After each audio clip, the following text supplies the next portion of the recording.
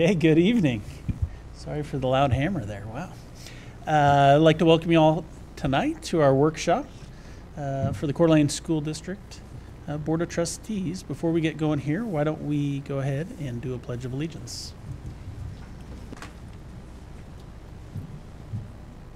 I pledge allegiance to the flag of the United States of America and to the republic for which it stands, one nation, under God, indivisible, with liberty and justice for all.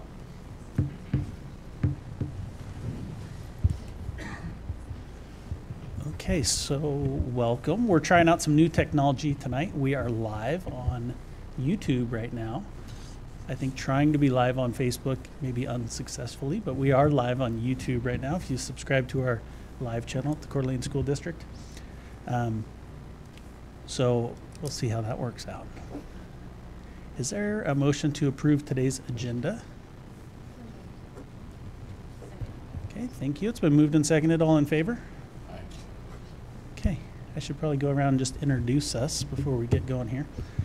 I will start at my far right with Miss Lynn Town, our clerk of the board. Next to me on my right is Dr. Stephen Cook, our superintendent. To my left is Tom Hearn, our vice chair. Lisa May, trustee. Amber Pickford, trustee, and Jennifer Brumley, trustee.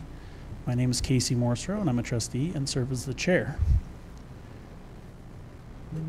Tonight's workshop is really to discuss our maintenance and operations levy.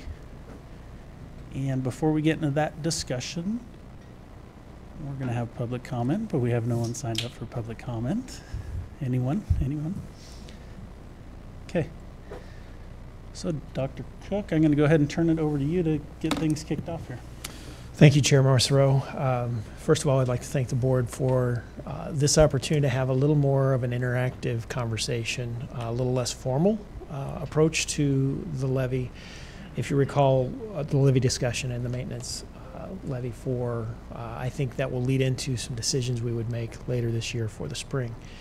And so, if you recall, we presented just a little bit of introductory kind of information last board meeting about options and possibilities and kind of the financial status of our district with regards to the taxing that we would potentially undertake or consider.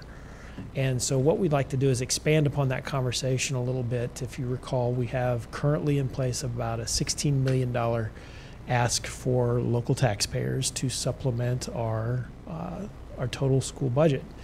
And I think theoretically, while that's not earmarked specifically for particular items in the budget, it's not accounted for that way. It's just kind of farmed into the general budget. I think it would be fair for us to say that if that were to not be a part of our budget, we would struggle maintaining the level of service that we have. And so we get asked questions actually pretty often about what is the local portion of our levy pay for, and I think the best way, if we were ever to decide how we wanted to talk about that, would be just it probably coming at it from the backside, which is if we had to cut it because for whatever reason we didn't have that in our budget, what would we have to cut? And I think things that would very quickly come to the table are things like our relationship with our SROs in the school district and potentially even some elective classes, things that are anything that wasn't actually mandated or dictated by statute or by the state that we would have to fund could be obviously very quickly on a list of things that we wouldn't necessarily be able to pay for. And so that, if you recall, that's 22% right now on the, I think average is about 22% of our overall budget. And so cutting 22% of what we currently offer would obviously be a significant challenge. And so the conversation that we wanted to talk about today is just kind of engaging. First of all, do we feel like we're justified in that $16 million ask of our local taxpayers? Do we feel like there are reasons to ask for more? And if so, then what would those reasons be?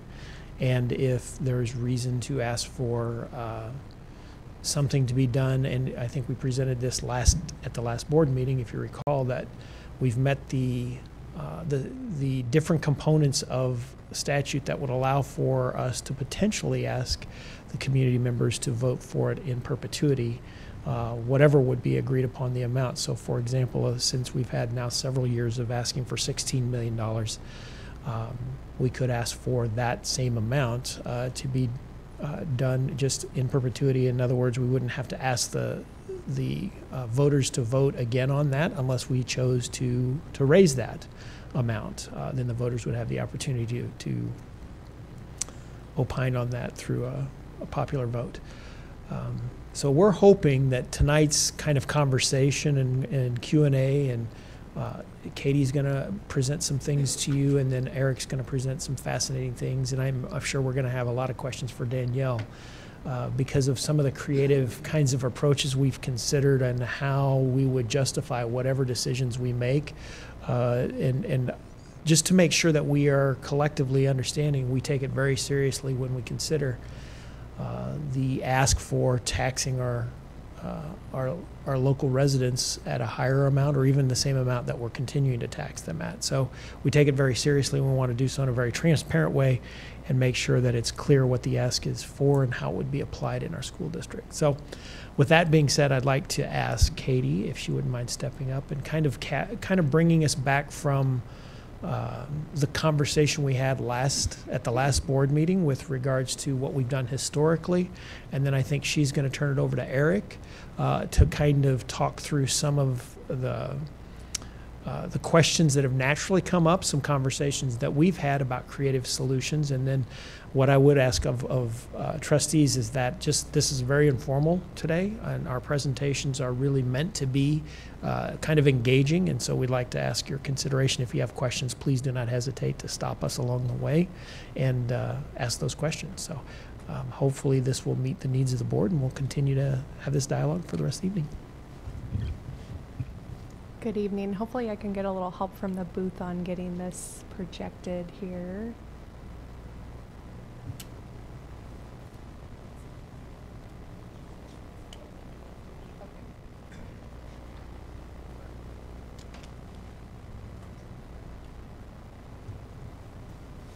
Just gonna fix one other thing real quick.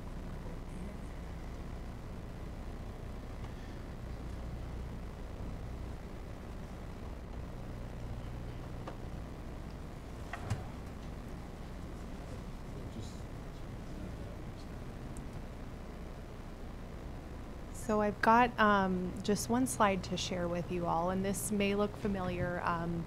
Eric Herringer had this data in his presentation at the board meeting, but this is our levy history for the district, and it goes back, it shows 7 years of actual data. So we've just finished the FY18 fiscal year in June, and so we've got that data there. And then what I added was the current year budget, just to make sure that we're still showing similar percentages of levy support, levy reliance with our general fund budget. And that is, you know, we're above this 20% that we've been kind of looking at here. And it's just very clear looking at this, what it's been a consistent piece of our budget for the district. So any questions on this information? I'm going to turn it over to Eric here. I'll pull up his PowerPoint slides. And okay. Thank you. Good evening. Hi. Got a little bit of a recovering from a cold too. About 8 days. It's about right. Seems like it. I'm okay. But my voice is a little hoarse. So I didn't necessarily prepare any new slides for this presentation, but I do have some data that I've run through. You know, when I was talking here a couple weeks ago, we talked about our, thank you, kind of our planning model or levy model, and I ran through some different scenarios that I'm going to summarize maybe at the end. And just for the audience on YouTube, and my name's Eric Herringer. I'm with Piper Jaffray. I'm your financial advisor, and which means I help you think about how to do your bond levies and repayment.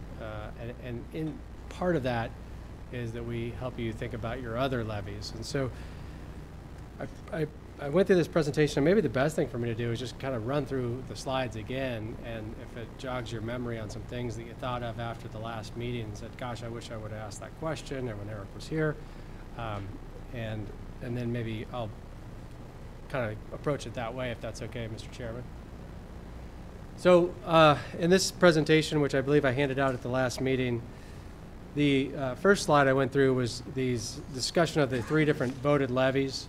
The bond levy, it's for capital items. You borrow the money up front, you build your project, you levy a property tax to pay it back. Principal and interest requires a 2/3 supermajority.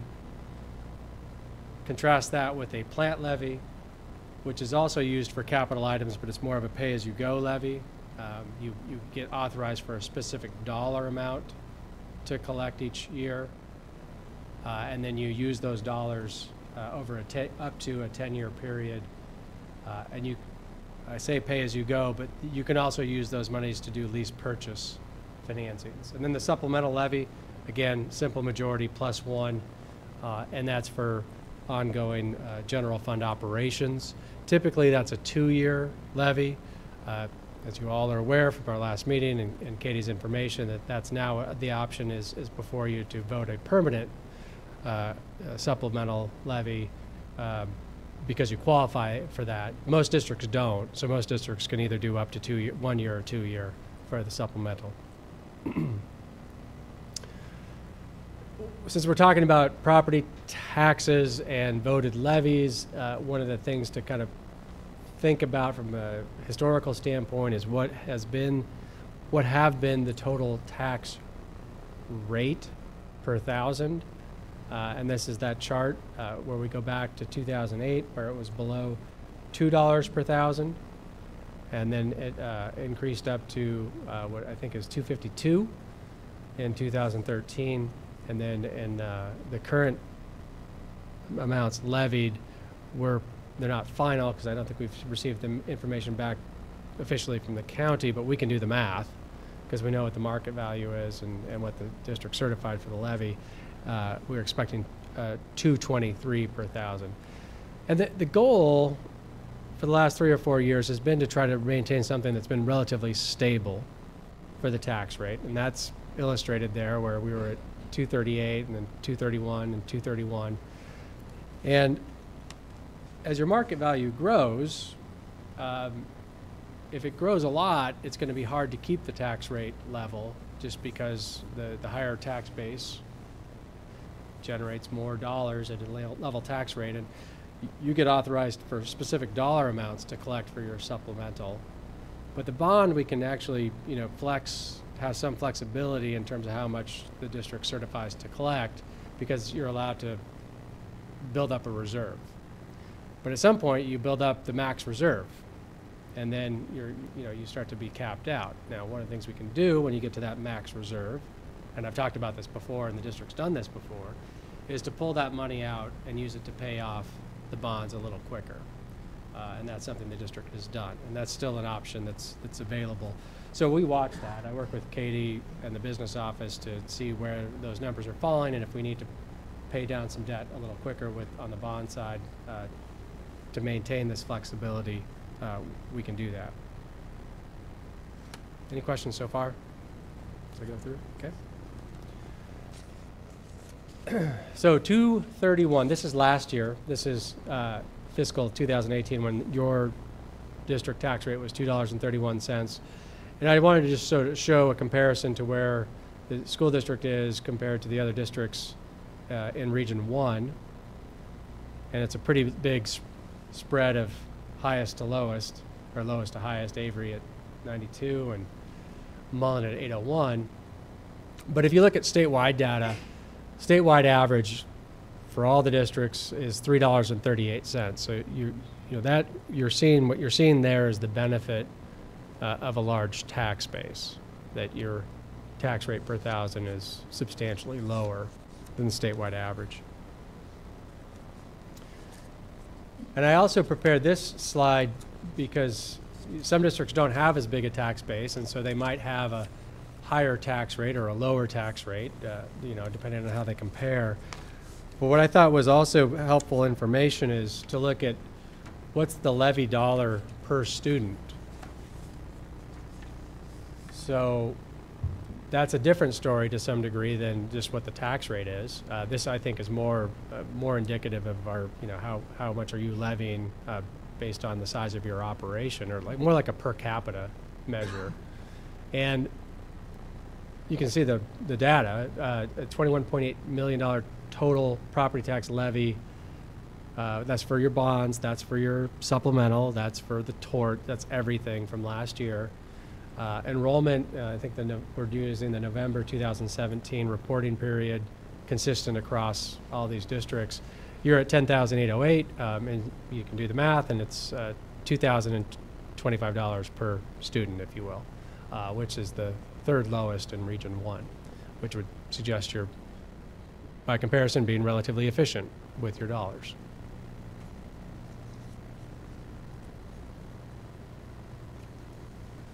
So the questions that we initially started out with is, well, what level of supplemental M&O levy could the district consider in the future without having to increase the property tax rate above the current $223 per thousand? And this, again, working consistently with what the district's been doing for the last 2 or 3 years, is let's try to maintain a level tax rate. What does that mean for us if we renew the supplemental? Can we increase it above 16 million? And if so, how much? The same question, but keep the supplemental the same and tell us how much of a plant levy we can get, because you don't have a plant levy right now. And the third is, okay, forget those two things, just keep the supplemental at 16. How much could we get with the bond election if we just went out and did bond, if we just went out and did capital and kept the tax rate the same? I don't know if you remember what my response was. Anybody? Anybody? I said it depends. It's the answer I hate, but it's the answer that you have to sort of consider when you're talking about the future. It depends on how much growth may or may not occur going forward. And just to illustrate that, what I did here on this is historical data. This is not answering the question, but it's more giving you a feel for how the market value changes interact with your levy amounts. And so, for example, in 2015, from 2015 to 2016, your supplemental levy went up from 12.4 million to 15 million. The bond went up from 2.8 to 3 million. Emergency levy went from 658 to 1.2. Tort was, really no change. So your total dollars amount that was certified went up from 15.9 million to 19.3. Your market value also went up. It went from 7.6 to 8.1 billion, but the levy budget, about on a percentage basis, increased more than your market value, and therefore the tax rate went from 210 to 238. And 210, and that's, when I say $2.10, that translates into $210 per 100,000 of market value. So if you have, for every $100,000 of taxable market value, in 2015, you were writing a check for $210 for the school district's levies. And in 2016, it was $238. And most of that was because the supplemental increased. But then the next year, the supplemental rates remained the same. The bond levy went up from 3 million to 4.9. No emergency.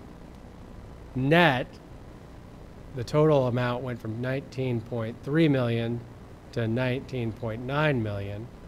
So an increase in the levy amount, but the market value increased more on a percentage basis than the amount, and therefore the tax rate went down. And the experience in the other years, you can see this most recent year, your levy budget went up, but the market value went up more, so your tax rate actually dropped. Okay. What we're talking about is having a year like 2018 where the rate stays the same as the prior year, the market value goes up, and you capture that increase. The same percentage that your market value goes up is the same percentage that you get coming in. So everyone get kind of aware, feel comfortable with that concept, how we're working with that.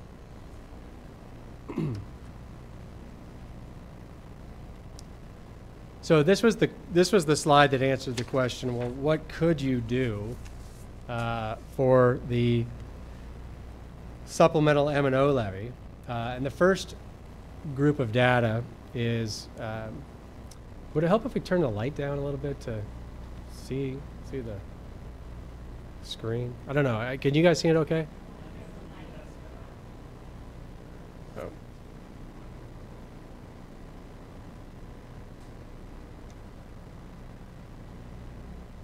Better? A little bit? Can we blow it up at all? Is it? No? Okay, so I'll try my best to read it here. So I'm going to read it on this.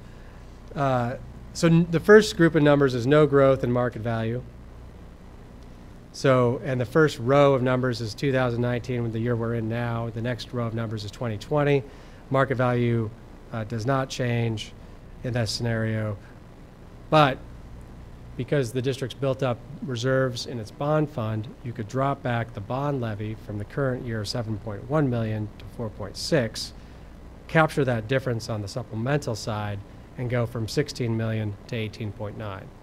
So a $2.9 million increase in the supplemental without having to change the tax rate and assuming no growth. And that's just because you'd use the reserves to help offset the drop in the bond levy. The next set of numbers looks at 5% growth in market value. And here's where, with the growth in market value, you can go, and also the drop in the bond levy, same drop in the bond amount as the previous, but because of the growth, we can now go to 20 million, almost 20.1 million with a supplemental levy. So no growth was a 2.9 million increase in the supplemental. At 5% growth, we could see a 4.1 million increase in the supplemental with the tax rate staying the same. 10% growth, which is the bottom set of data, same analysis, and it just means that you can get a bigger number, more growth, bigger number. Instead of 4.1 million increase from 5%, now it's 5.3 million. And this is just looking at next year, just how much growth you get next year. We assume no further growth beyond that. So those same numbers would translate equally or exactly to how much you could get in a plant levy if you didn't increase the supplemental. Keep the supplemental at 16. How much can you get in a plant levy over a 10-year period? Same numbers. 2.9 million increase with no growth, 4.1 million increase with 5%, and 5.3 million at 10%. And I summarized, and then we did the analysis on the bond, because it's kind of a completely different way, because we have to look at how the bond would amortize and over how long. And what we modeled there was a 20-year bond wrapped around your existing debt like we typically would for a school bond at rates that are kind of current plus a 0.5% for planning cushion. And so the summary is the no growth scenario, 2.9 million, either supplemental or plant facility, new plant facility, or you could do a bond for up to 40 million and not increase the supplemental and no plant, or some combination of all three, right? You could increase the supplemental $1 million, get a plant for 1.9, and, well, let me start over. Increase the supplemental by 1 million, do a plant for 1 million, and then do a smaller bond that's probably, more like 10 million, right?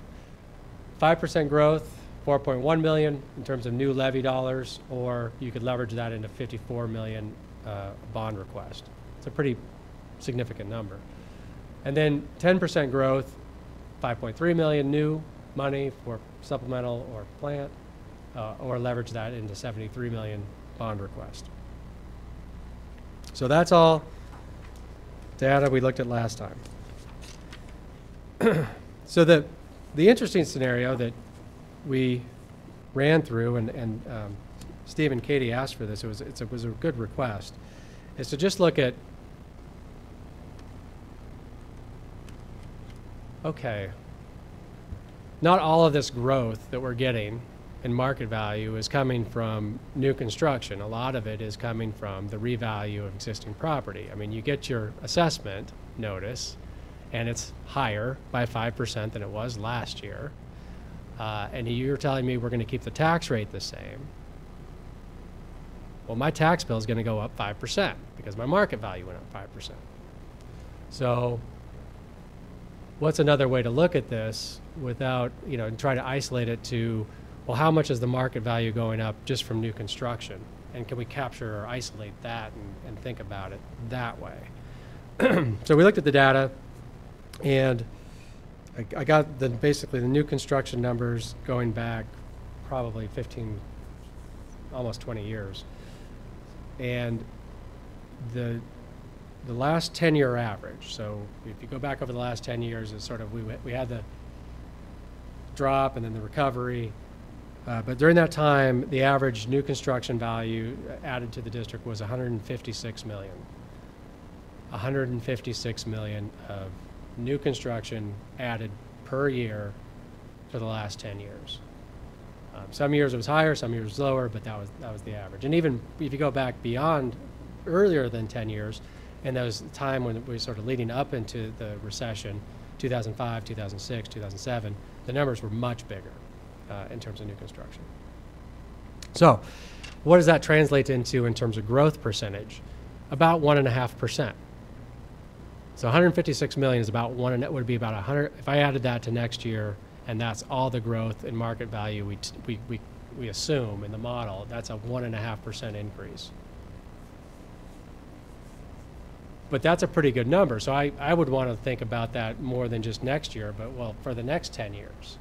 So if I punch in that into my model and say, hey, our market value is going to grow 156 million every year for the next 10 years, I think that's a pretty reasonable assumption. Some years can be higher, some years lower. Doesn't include anything from a revalue. What could we do if that was the model? And I had to answer. I was answering the questions that we just laid out. And what I didn't go through all the different iterations, but what I was able to come up with was that you could get a supplemental levy of 20 million. You're at 16 now, so $4 million increase in the supplemental.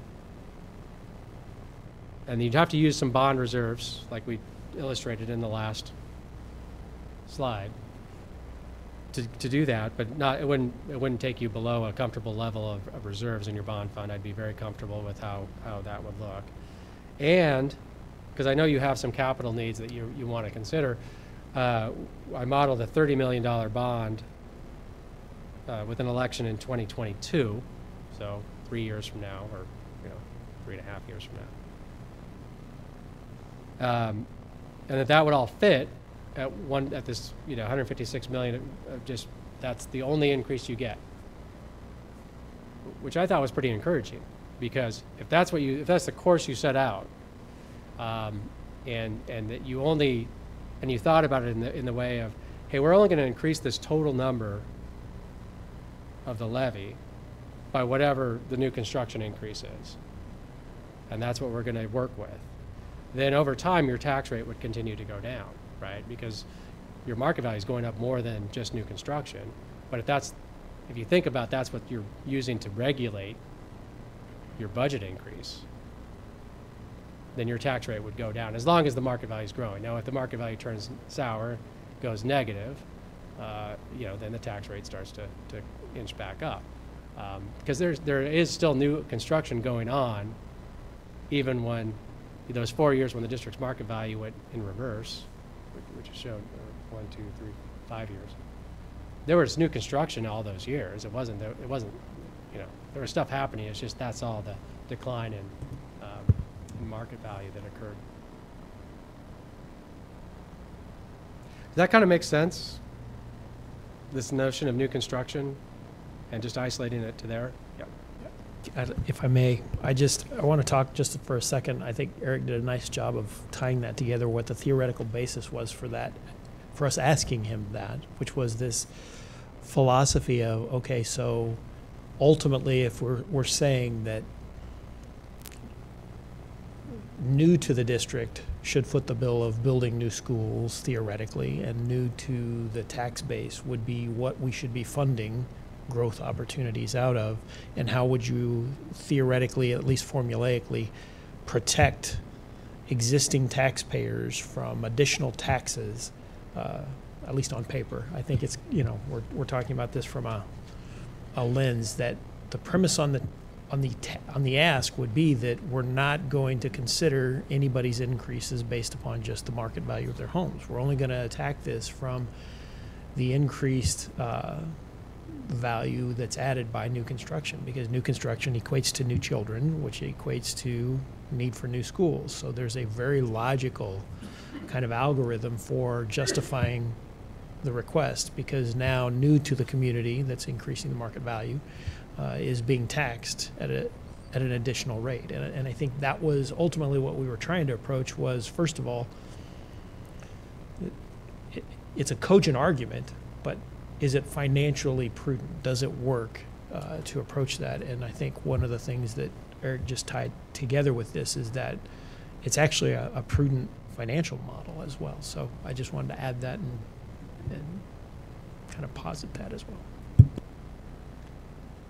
I've got a couple questions, and these might be variables that we just can't account for, but knowing that we are seeing interest rates slowly creeping back up, and we're seeing some indicators that say that new building is starting to slow down, are you still comfortable with these models to say that 1.5 withstands, the fluctuation that we see in growth and new construction? Well, I think I understand your question. I do feel that is still a very conservative way to look at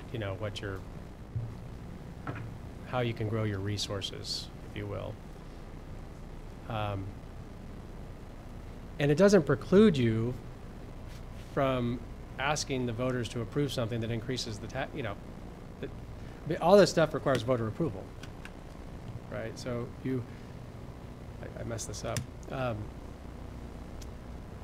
So the idea is what we're trying to do is create an opportunity where the messaging around the supplemental ask or the bond ask is, hey, because of the new growth in construction, we're able to increase our budget based purely on the increase in market value from new construction, and that not only is the tax rate likely to continue to go down, but it should create a pretty stable tax bill. As your existing market value of your property goes up, our tax rate's going down, and hopefully, everyone's going to be treated a little different.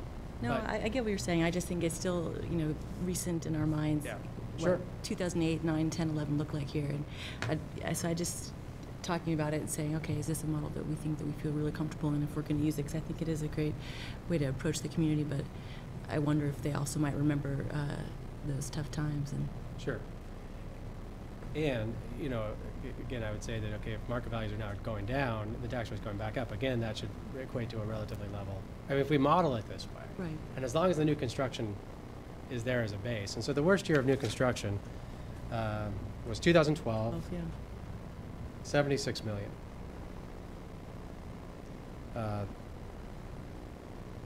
Best year, if I take out 2008, is 230 million, right? So, yeah, there's going to be years where it's potentially lower, but I mean, you're capturing a 10-year average where it was awful, right? And you're not capturing the tip as part of that 10-year average when it was a little inflated, because 2005, 2006, those were years where things were maybe a little goofy. I guess I have two things. One is I would like to have a copy of the slides for our use. This right here? All of them that you've been presenting tonight. Yeah, all of it.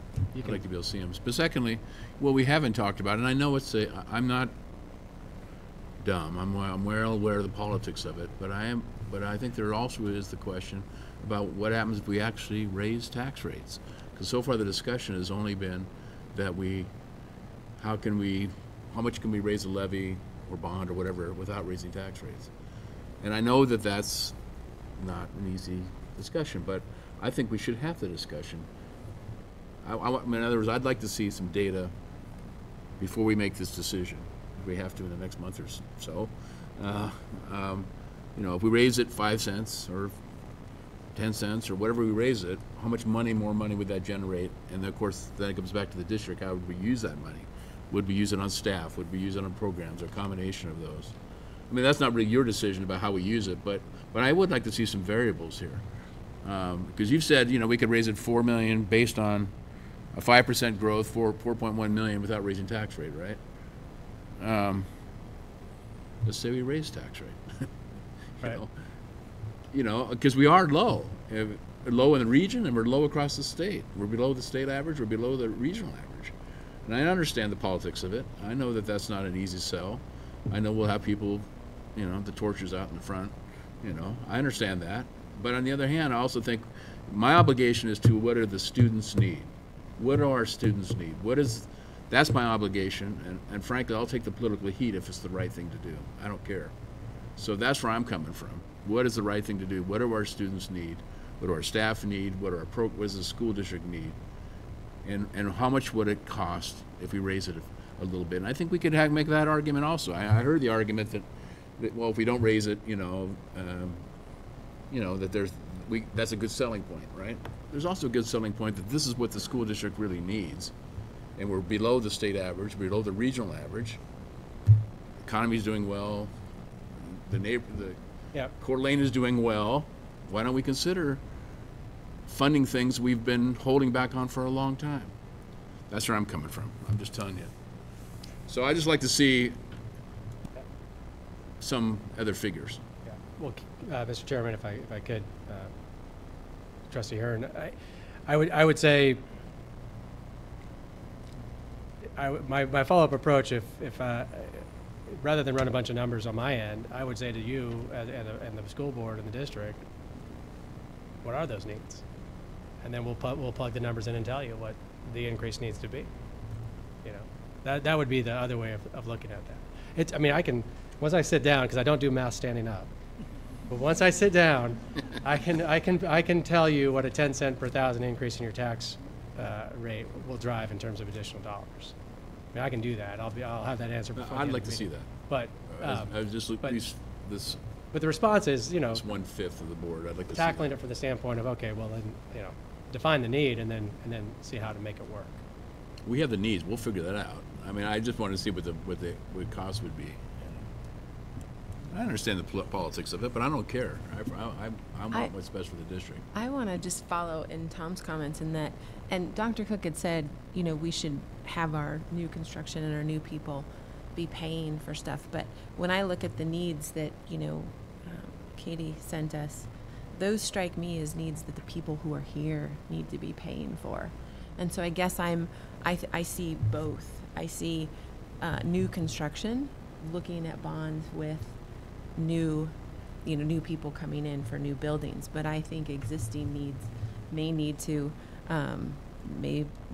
be addressed with teacher salary increases, mental health providers in schools, looking at taxes. So I would agree with Tom and want to see that, but I'm also not opposed to looking at what are the needs and having you give us what we can do to achieve that. I don't know that I necessarily need to see a bunch of numbers. I want to tell them what our needs are and see how they could get met. Katie listed all the needs for starters. She did. I just don't have a total of what those are, though, what those cost. I checked every box, so. What did it tell you? I want to actually. Okay.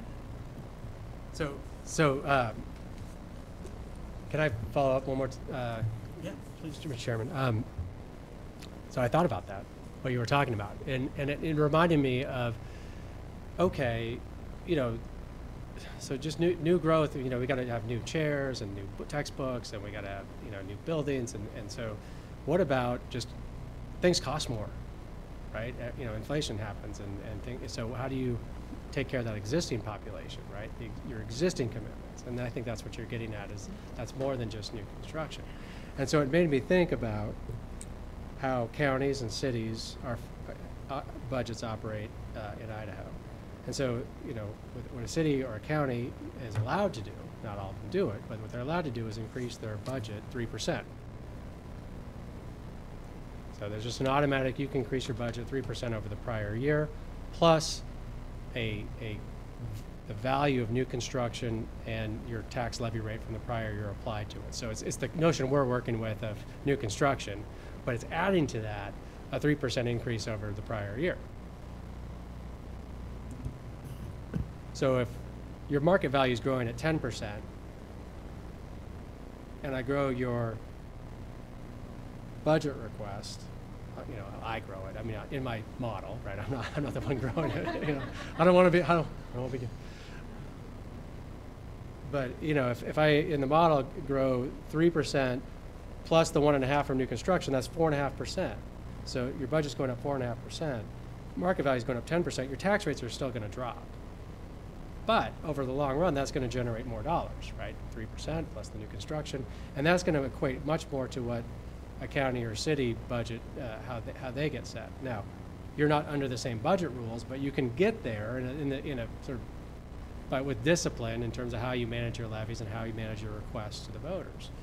So it's the same idea that I was talking about just modeling this based on new construction. Now I model it based on a 3% increase plus new construction. I say, okay, well that drives this, you know, this many dollars. Because the way the plan we've been working with the last 3 or 4 years has been, hey, we're just going to take if the market value grows 10%, we're going to grow the budget 10%. Unless we can't, because we don't have enough levies to fill it. So you got kind of 3 steps here. You got this new construction, which is going to be your lowest dollar amount. You got this concept of some level of increase for your existing inflation, and maybe it's not 3%, maybe it's 2%, maybe it's 1.5%. But there's an ongoing sort of base increase that you're trying. And again, we're just talking about modeling. We're not talking about like the voters aren't going to authorize this to happen. This is how you model it, plan for it, prepare for it, and try to manage it year to year.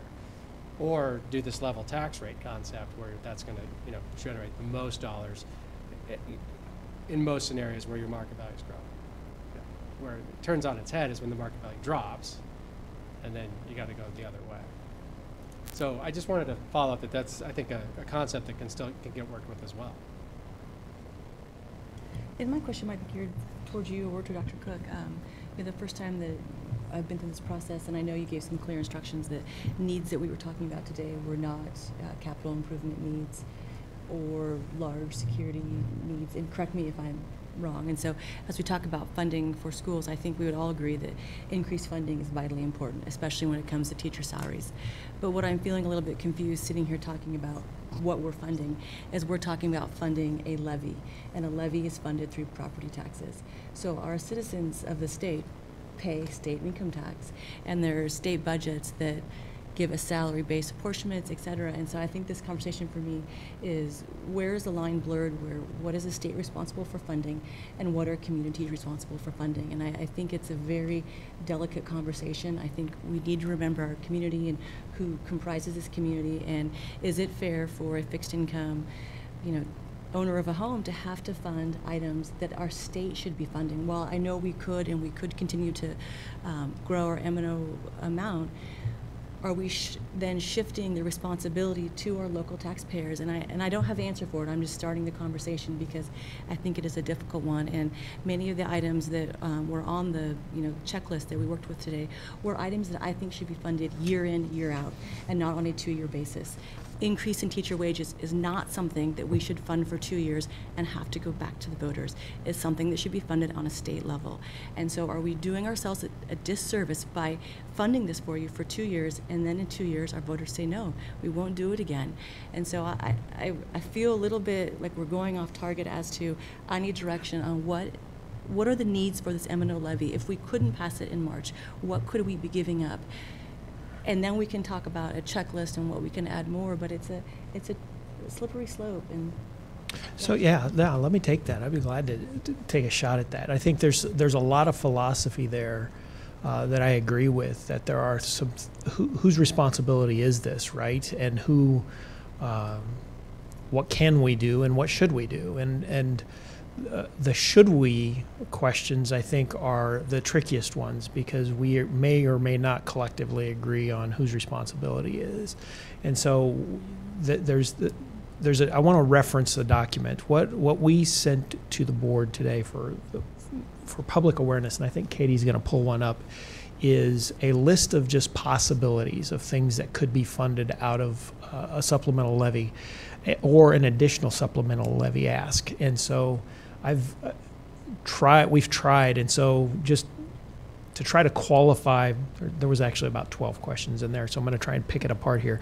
The first one is, what do we currently spend our levy monies on? I think I mentioned this a little bit earlier. I think it's fair to say we kind of have run some things to ground. The district has never actually budgeted the supplemental levy as its own fund source, if you will, and so it's not tracked that way.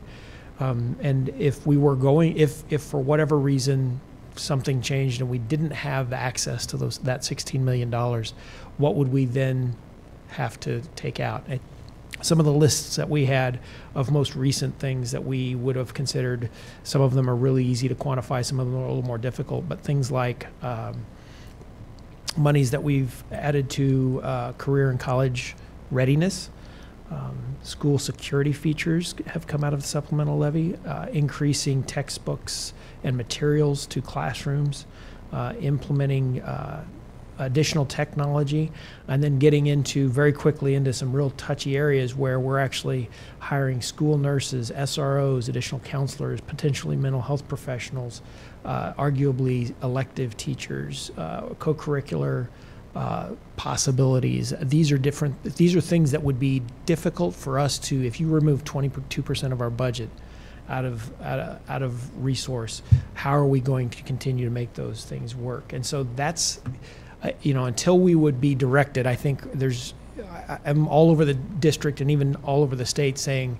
we don't necessarily want to channel monies into specific responsibilities. So I wouldn't actually I wouldn't recommend that we do that with the supplemental levy. But I would say that there are very real needs, and we sent a worksheet to you guys to just demonstrate how possibly things like if we were to offer a larger than typical salary increase for classified staff and or certified staff that was separated, that wasn't predicated on additional state monies, even though I would agree with you completely 100% that it should be the state's responsibility to fund teacher salaries. The pragmatic part of me is that we've got an issue right now, and I don't necessarily have the authority to make the state do what we would like them to do. There are some possible solutions, although it is including taxpayer resources, local taxpayer resources in doing that. That doesn't change the need. The need is the need wherever the funding comes from. And so what we presented to you as a worksheet opportunity are some suggestions potentially, or things and switches and toggles that I think Katie's going to show us here in just a second of what are some possibilities. Things like commitments to teacher professional development, things like additional mental health resources in classrooms and in schools, somebody that could help coordinate some of this mental health work across the district that would be potentially a benefit. And the possibility, or at least the demonstrated possibility of what would it look like financially to give 10 to 20% raise to compare with some of the things we've heard coming just to the west of us. What would that actually what would that financial burden look like? But I do want to qualify that with this and to make sure that this is clear. This isn't necessarily a response to what should we ask for in a supplemental levy. This is just a tool that we built so that you could see, as we talk about how much and whether or not we should ask for our supplemental levy for 2 years or permanently, what are the needs? What would it cost to do the following things? What would it cost to add additional mental health personnel in the district? What would it cost to give a 10% raise across the board? That doesn't necessarily mean it has to be attached to the supplemental levy, though. I hope that at least starts down the path of answering your questions. I've got just a little comment, I think, just on your question in general. And I think I would agree with you that the state should fund a lot of those things, right? We shouldn't have to go to the local voter for these every year, every other year. And I certainly feel feel bad for our students in communities where they can't pass an M&O levy, and there's several of them. There's lots of them.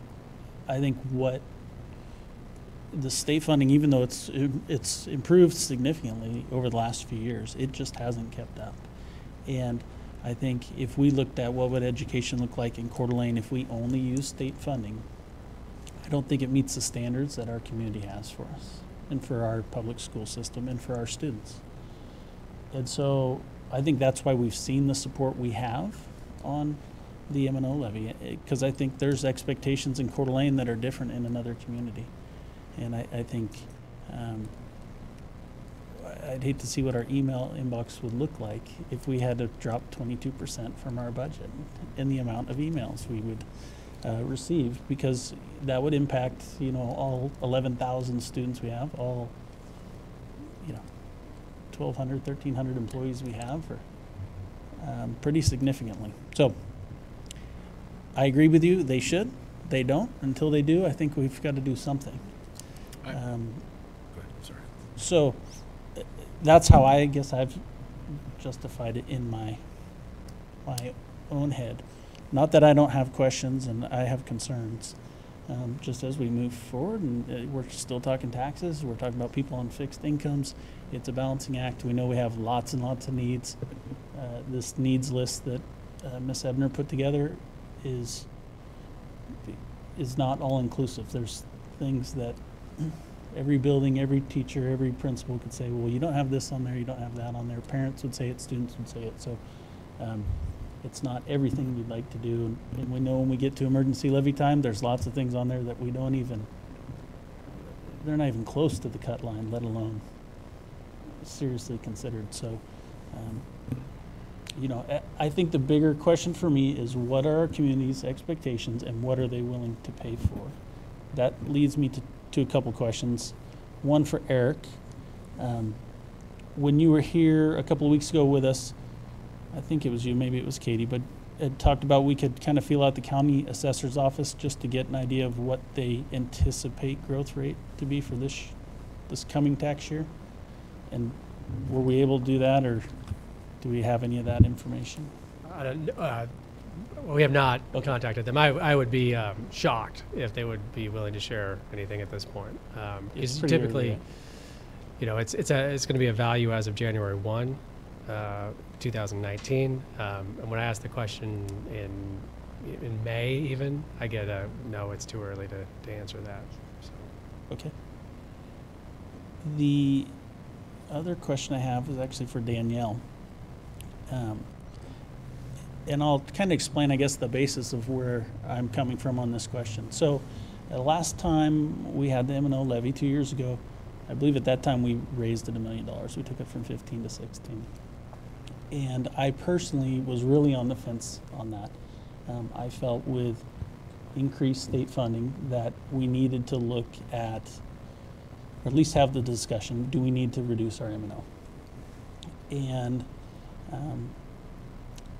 we didn't. I actually didn't even bring that up. It was kind of, I internalized it and moved on from it. But I wonder that, of course, we ran an M&O and it passed by one of the highest margins I think we've ever had on an M&O. So obviously our community supported it in basically record numbers. So I was maybe in the minority on that one. My question for you is, I know on a bond sometimes they do, I'd call it a stepped ask. So they may say, okay, we're going to ask for $30 million, and if you approve this $30 million, they ask a second question. Would you give us 10 more, and we're going to redo the elementary school or whatever? Could you do that with an M&O? I have heard of districts breaking it into two parts. And some districts where they have a permanent supplemental levy, they'll also ask for a second supplemental levy. I do believe you could break it into two parts. You'd probably want to specify what the different purposes were if you were going to do that. So you could say, yeah, we want to repeat the 16 million. We expect to spend it for, whatever the same purposes are as before. And then we want to ask for an additional, say, 3 million or something, and for these specific purposes. Yeah, that was, I guess, my question is, I know it's going to be difficult to say exactly what our current 16 million pays for, because it probably depends on who's in charge at that particular time, what it would take out because of the way the districts done it. But I just wonder if we're gonna ask for more, and I'm not sure I'm convinced yet that that's the right thing to do. But if we're going to, could we say, okay, we need our 60 million. That's going to maintain the status quo. But we have an opportunity to run for 4 million more. Let's say we're not going to raise tax rates, and here's what it would pay for. It's going to give whatever X% raise to all of our staff, so we can be at least more competitive with our neighbors in Washington. It's going to fund mental health. It's going to do this, and that, and really specify what that additional money is going to go towards. Well, and I would recommend that you really specify that in the information campaign versus really specifying that in the actual question, so you don't limit yourself, don't box yourself in to specifics on Sure. the utilization of the funds, but yes. If you did something like that, how would that work with the kind of permanency, if that's a word, of the oh, it sounds good, of that? I guess it. So are you depend. asking, would you want to make both of them permanent or make one or the other permanent? I mean, What are the options, I guess, is what I'm asking you. well, so like we discussed last time, and I did have a conversation with Alan Dornfest at the Idaho Tax Commission today just to verify this, but there is no limit on what you would ask for on the permanent supplemental levy. You establish that you've met the requirements of the 7 years and 20% of your budget, which we think conservatively you look at expenses, that it's 20% of your expenses. So you've met that requirement. So now you can ask your voters with a simple majority for a permanent levy in any amount, which is, it's like what Eric says, you have your legal authority and then you have your real authority. And your real authority is what your voters will support based on the information that you provide. So I think you could ask for a permanent levy in any number. One thing that he did mention that I thought was worth noting is that, as a lot of you know, urban renewal typically doesn't benefit from voted levies. There was a change to the statutes in 2008, which provided that if voted levies and bonds do not take into account the urban renewal value, i.e. they don't receive money for their base value, all their growth above the base when you're voting a levy. However, it's specifically called out in the statute by code reference, and the permanent supplemental levy is not included therein. So that means that to levy $16 million on a permanent basis, you're going to be dividing you'd be dividing the levy by the amount of value less the urban renewal value. So it's going to drive the levy rate up. Daniel, that number, off the top of your head, do you know any idea what that number looks like? Or is that? Eric's got it. That's more of an Eric question. I don't know if he has any guess on that. So I need to hear that one more time. So the urban renewal properties, the properties in an urban renewal district would not pay. So that portion, or the that portion properties would in go the to the urban urban renewal area, the way the urban renewal value is calculated is from the date of their creation, there's a base value, right? And any growth above the base, they receive what we call tax increment on that growth. So, but with voted levies, they don't receive tax increment on the growth. It goes to the actual district who did the voted levy. However, that statutory provision, 502908, specifically calls out code sections where those voted levies are, because it just says levies created under these sections and bonds. And it calls out the supplemental levy statute, which is 338023, but it does not call out the permanent levy 33802 sub 5. So it is happening in other districts. Alan was actually able to share with me that there are 5 districts around the state who have permanent levies, and all but one of them has urban renewal inside the district. So it's an issue that's being addressed in other communities, but I did think it's important for you guys to understand, and it is important to Eric's calculations because it's going to drive that levy rate up a little bit. Danielle, can you make sure Lynn gets all 3 of those statutes? Sure. Yep, I can send them to you. And so is that urban renewal base set at At the time of whatever the value creation of was the of urban creation? renewal, Okay. right. Not the time of the. So, I mean, there is the benefit of that. The largest urban renewal district within the district boundaries is the Lake District created by Coeur d'Alene Urban Renewal Agency. And that is going to roll off in 2021. So it's not going to be nearly as much of an issue after that date, because it's capturing the lion's share of that, growth above the base. But it will definitely impact your levy rate. How about urban renewals created after if we were to pass, how would that Well, so then it would still impact still you. capture it?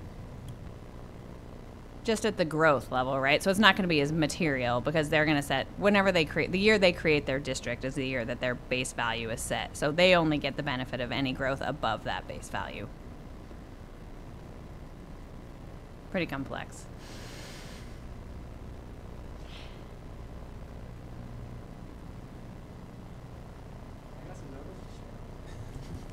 I'll let Eric have the mic.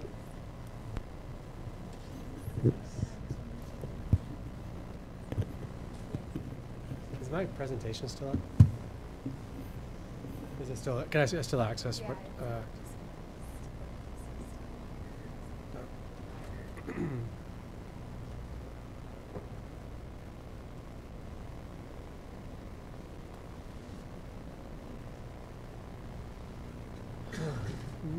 So this is the market value chart. So it's broken out. You got the net taxable value without urban renewal is 9.9 million. Urban renewal value is 734 million.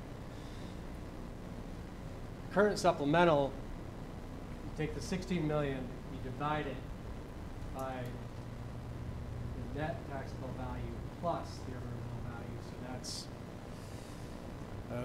10.6 billion. The way Danielle described what the permanent would do is you would only divide the 16 million by the 9.9 billion. Be a bigger number. Eric, sorry to interrupt you. I think if you're going to move away from the mic, the booth wants you to take that handheld mic.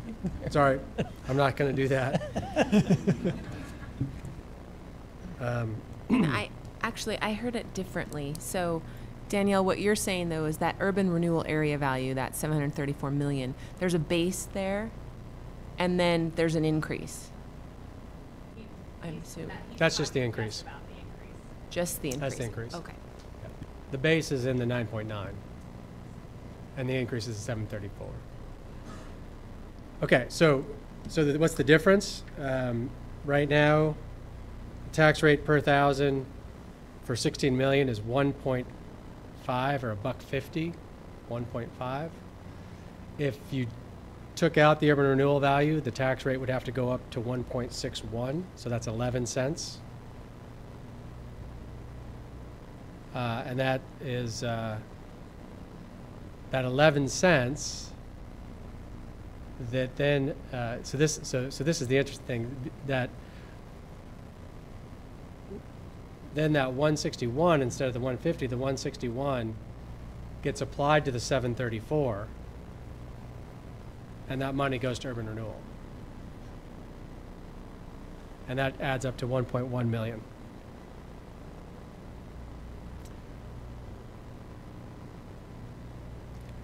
The other question I got asked, which I calculated, was Trustee Hearn's question about if we increase the tax rate, so different calculation, but if we increase the tax rate 10 cents per thousand, which is what that would do, but it wouldn't get you any new money. But if we increased it 10 cents and it got you new money, it's about $1 million. So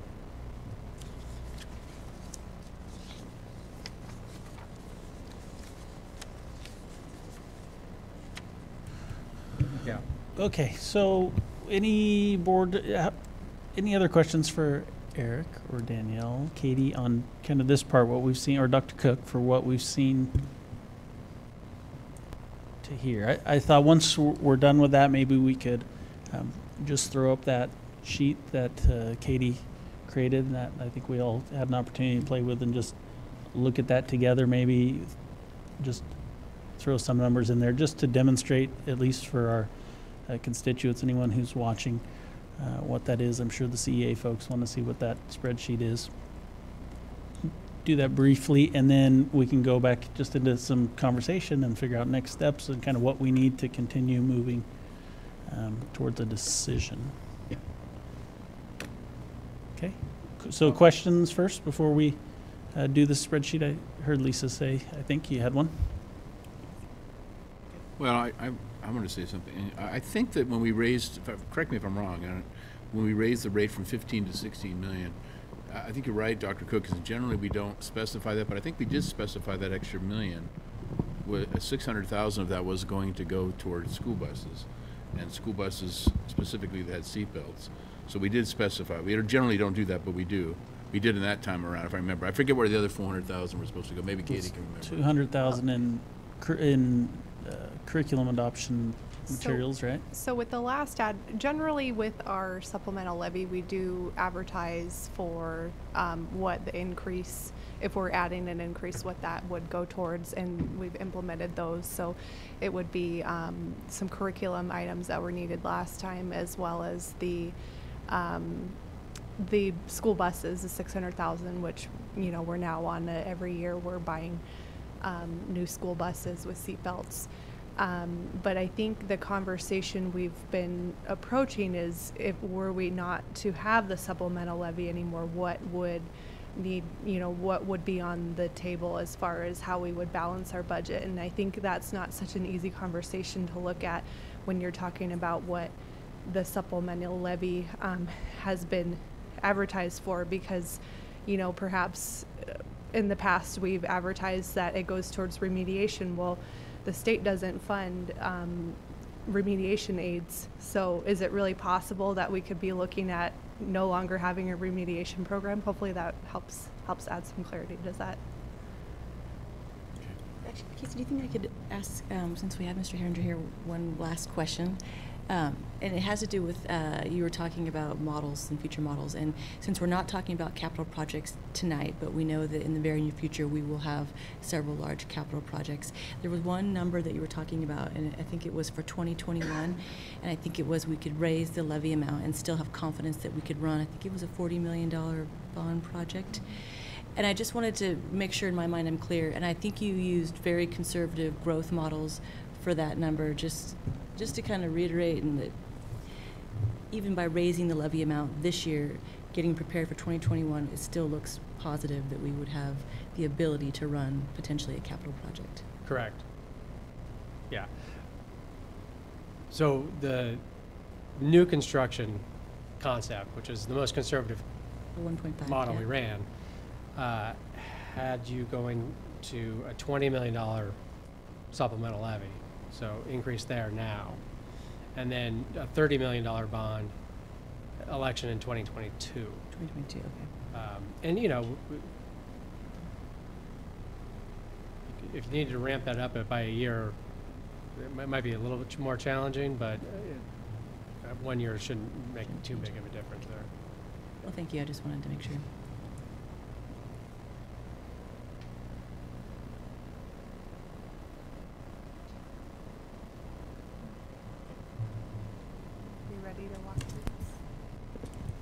Yeah, Ms. Ebner, if you want to walk through this, the board's all seen it, but let's walk through it just for the viewing audience, and then maybe we'll actually check some boxes and put some numbers in there and just see what that looks like.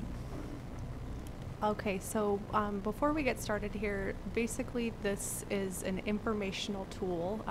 You know, I'm just going to put some numbers up here, check some boxes as we're walking through this. This shouldn't be interpreted as what my personal view is on what should get added to the budget. But basically, we're hoping to provide a tool to estimate some of the costs. And of course, they're all estimates based on historical data mostly, and, you know, actual implementation costs, if we were to go forward on any of these, would vary potentially. And so, for example, right here, I've got enter a % increase for certified. So let's say we wanted to do a 10% increase for certified salaries. And this would be, this isn't the same cost that we normally see in negotiations, because there's an assumption here that if we were to raise salaries 10%, it's probably unlikely that title could sustain that increase, that they're going to have enough additional revenue in the title programs to kind of operate at the same level. So we did include all funds for the salaries, because we wanted to recognize that we probably don't want to scale back programs in order to help some of these different pots of money fund the increase, because all certified employees would experience that salary increase if that's where we landed. So we plug in the same number there, and then some of these are check boxes. So hopefully it's just simple. You say you either want to do 3 additional mental health counselors, or if you don't think 3 is quite enough, you can add an additional FTE down here, let's say 2 more. And then if you want to do a half mental health counselor at an elementary school, you check that box. So it's a menu, and then you've got some options, hopefully help you if you kind of want to make up your own plan rather than what we've suggested here. You can add additional FTEs for security, for example. I'm trying to see if there's anything else here. So this one, special education, might cause some questions here. We're looking at the futures report. We've yet to receive the final report on that, but our current ratio is 22 students with needs of specialized education to 1 certified teacher, special education teacher. And we have a para ratio of 7 to 1. And so this would be changing that ratio in order to be more in line of what we're seeing as smaller class sizes, less of the one-on-one interaction. So that there is a cost to that, although the ratio of paras is going up, and this would be from attrition. We have quite a bit of attrition. It wouldn't be something that we would plan on changing other ways, but this would be just kind of an option of changing that program, so there would be a cost there. Katie, so you're saying currently we're at 22 to 1 on the special ed teacher side, and 7 to 1 on paras. That would be the cost if we went to 15 to 1 at both paras and special education teacher. Okay. The reasoning is even though you're having a smaller class size, you still would want 2 adults in the room, so you would want to make sure that you have a para in each classroom. All right, any other questions? I'll clear out all my changes here.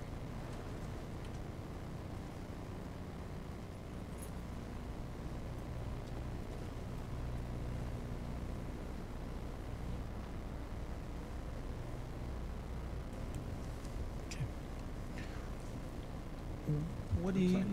Looks like without any raises is $3.5 million if you just check all the boxes, right? Yeah.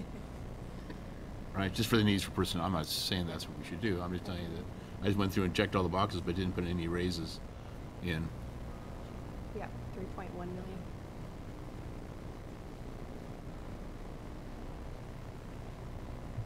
Anyway, I'm just. There goes that $4 million, right? I'm not saying that. I'm just saying.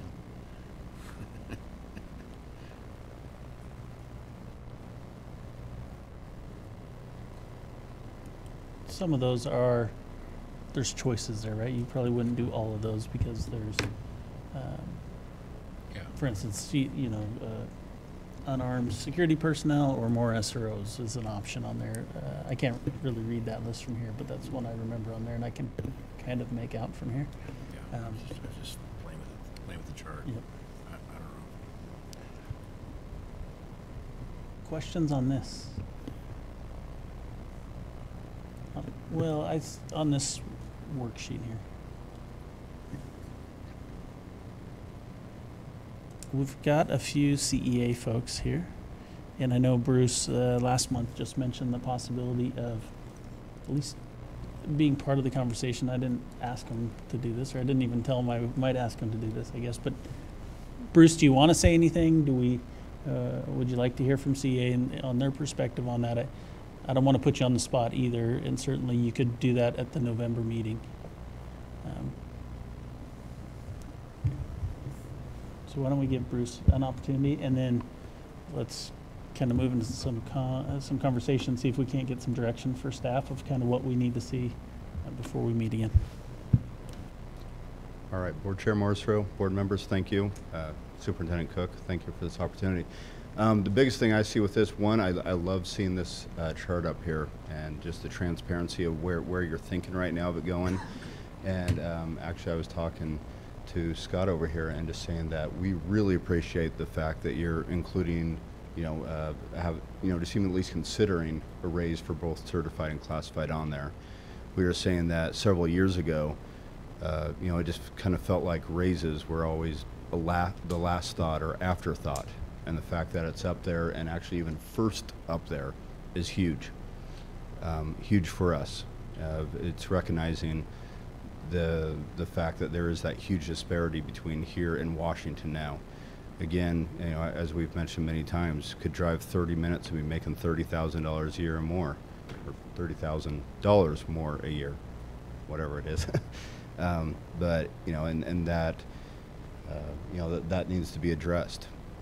I would just say that in terms of what would happen if we did plug in some numbers there and include raises for both certified and classified, and then at some point the levy were to fail.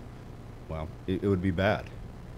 But I would also say even if we didn't plug in raises for certified and classified there and the levy failed, it would be bad. No matter what, it's going to be bad and catastrophic, I would almost say, for the district if the levy ever fails. We'll just go back to kind of my ongoing mantra, the jeers to the state of Idaho for not properly funding education, and that needs to change. But I'm not seeing that happen anytime in the future, and if the people, our local people, are willing to help change that for our students here in Coeur d'Alene School District, we need to give them the opportunity to do so. Thank you for everything.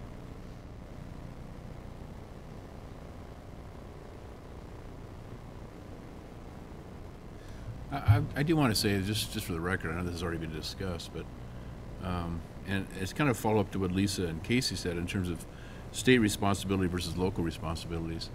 I mean, we know what the state responsibility is, but we can't count on that. It's been a decision.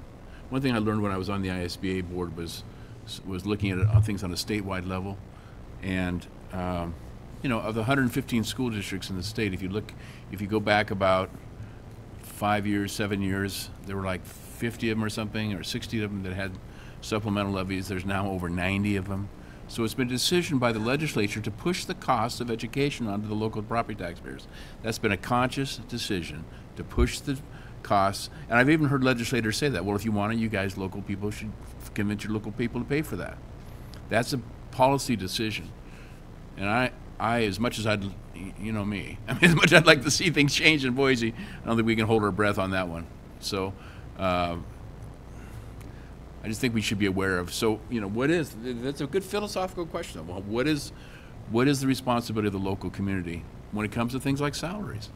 And the other things to me are pretty obvious, but the salary issue generally is handled on the statewide level. But we know that our salaries we pay significantly above the state minimum, and that comes out of local property taxpayer or decisions we make with our discretionary money. So it is a big philosophical question, and I frankly, I don't want to get going on my feelings about what goes on in Boise, but I do, because people know about that. I'm not very shy about that, but I just feel like we need to do what we can to support local education. But I am also well aware of the fact that the local property tax people are going to be upset if we push it too far. So we have to. It's a balancing act. Casey used the word balancing act. I think that's very appropriate. It is a balancing act. Yeah, I think I want to bring two things together here, and I think the first one is just attention to this tool that we built. Every one of those things is a demonstrated need, either through conversations or something that has already been discussed. There's not, I don't think there's any surprises up there. And so part of what we wanted to bring to you guys today was this discussion about what needs would we prioritize and how we would have something that's well within our control to determine this. How would we have that conversation? And I want to cross-reference that back to what I feel like is a really important point on the focus on new growth. You know, if we want to talk about the shoulds, I'm glad to talk about the shoulds, but I think it's also a very pragmatic approach for us to talk about what are the reasonable expectations that taxpayers could expect from us. And I'm one of those taxpayers now. My kids are all grown, all out of the house, and so I would be one of the percentages of us that would say, prove to me that you're being prudent with taxpayer funds. And so this idea of demonstrated need crossing with what is the most prudent use of finances, and that approach, I think that one of the things we wanted to provide to you was this opportunity to look at what might be that sweet spot, so that we're not just talking about pie in the sky, what are the right things to ask for based on needs, but needs as they cross and dissect across what we can potentially handle. And if we believe that we have just genuine support from voters and taxpayers, then potentially maybe Casey's example of the ask being so overwhelmingly supported, maybe we can ask for more. But there's a very logical place in this too, where you cross those needs with what we can really defend, I think, publicly too, with why those decisions were made. And so what we wanted to provide for you tonight was some different starting points for this conversation, so that when we actually do get to the point of formalizing an ask, that you've got plenty of information at your use to make that final decision. Katie, could you put up, I think it was your one slide that you had at the very beginning? Yep. You might have borrowed from Eric. He borrowed it from me. Yeah, okay. One way or the other. Just kidding. So this slide is what gives me heartburn. Because I look at the column on the right and I look at the column on the left, furthest right and furthest left, and look at that increase, which is about 41% in 1, 2, 3, 4, 5, 6, 7 years, so 6% a year. On the revenue side, yeah. In total general fund revenue, it's about 41%. The supplemental I have going up about 29% in those 7 years. So what's that? 3-4% a year, 4% a year. And like I said earlier, our community has just stood by us and been overwhelmingly supportive of us. But I'm just concerned of going to the well one too many times, or drilling too deep, or whatever the saying is, that, you know, at some point we're gonna reach the maximum there of what we can ask, and I'm concerned that we're pushing that, I guess, in increased state, with the increase we're seeing in state funding. And I know there's not one thing on that list that I don't support. I realize that without raises that the state's probably not going to fund, we're going to lose good teachers, or continue to lose good teachers. We lost them this year, and my guess would be it'll be even worse next year, or could be potentially, just because the word's out. And if the state doesn't do anything this year, if they don't fund the next rung on the career ladder, there's going to be a big discrepancy there. So I feel like to move forward and to get a decision, I'd like to see us come to a couple options and try to get some feedback, whether that's through community forums, which obviously we don't get great turnout, or we go out to the community and we have a couple meetings here and there and just get feedback from people. That's what I feel like I need to make an educated decision on this. Ultimately, it's going to come up down to the 5 of us. We're going to have to have our best gauge of the community, but, you know, I'd like to see us say, okay, we're going to keep it the same. This, you know, we will be able to maintain the status quo probably. You know, there's going to be some inflation here, so we may have some minor tweaks. We could go whatever it is. $4 million more, we can keep a level tax rate, and here's what it would pay for, X, Y, and Z. We could go Tom's route, and we're going to raise it. Here's what it would pay for.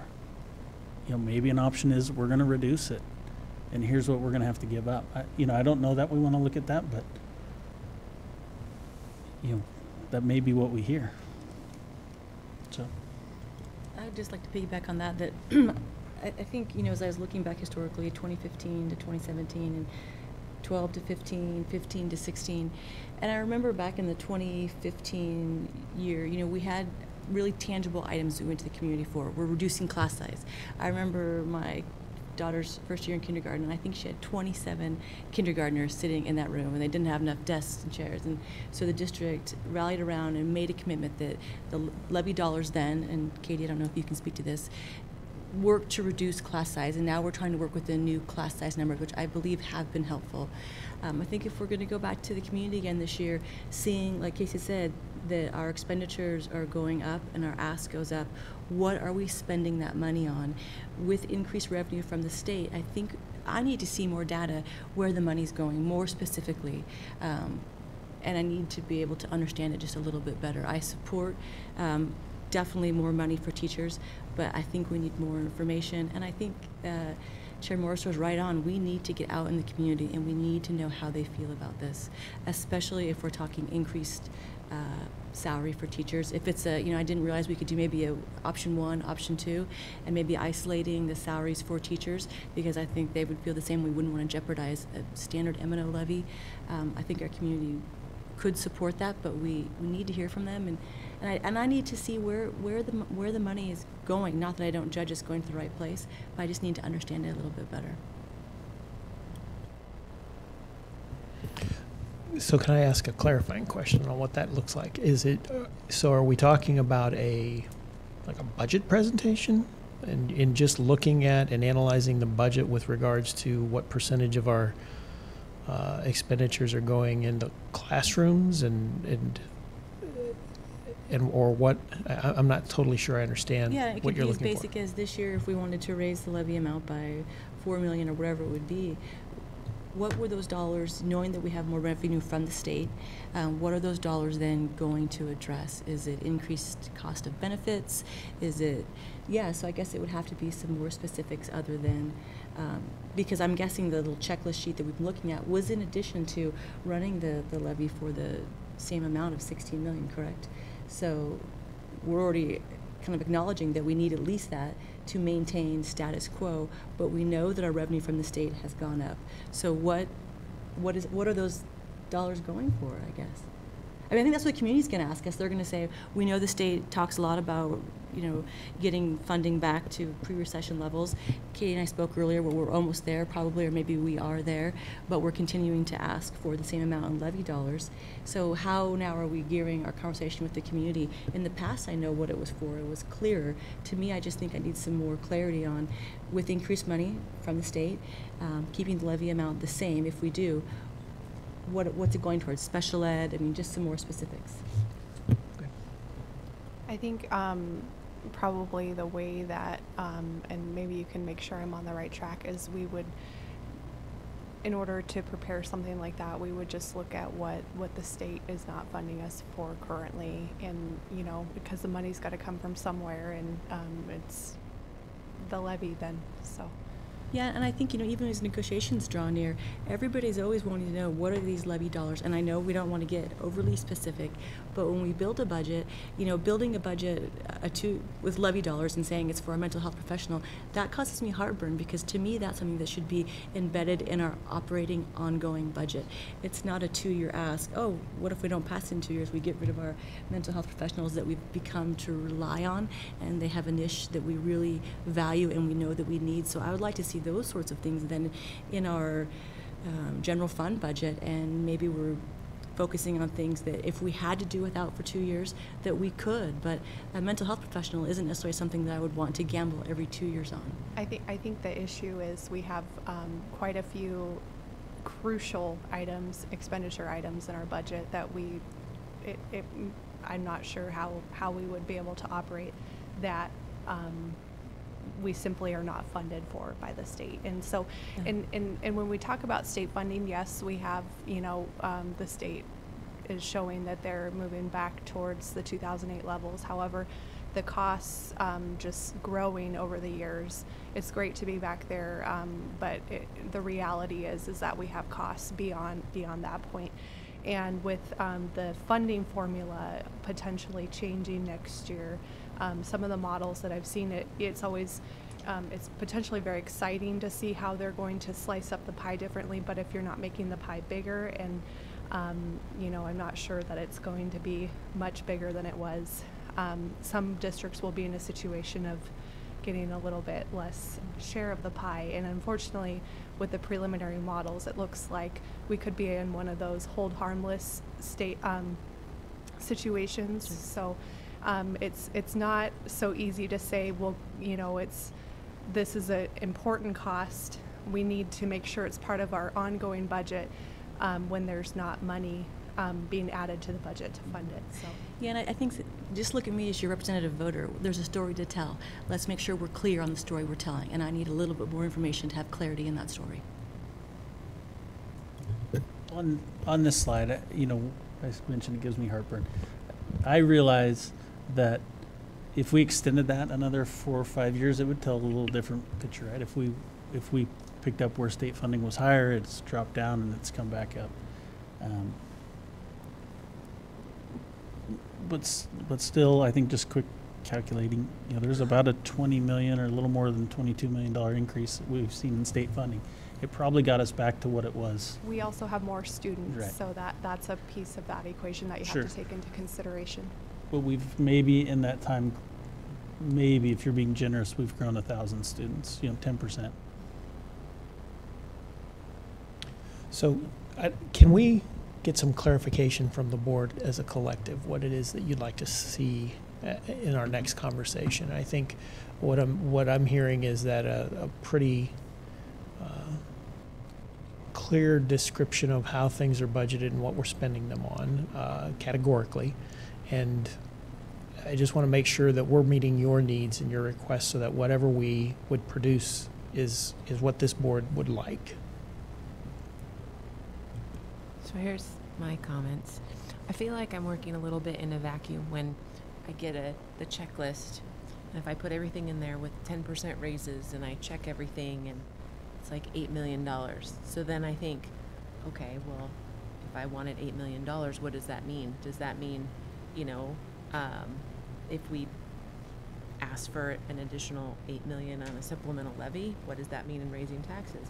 Do we divide that out somewhere, or do we have to make some decisions to cut that in half? I just don't know if we wanted to do it all, can we?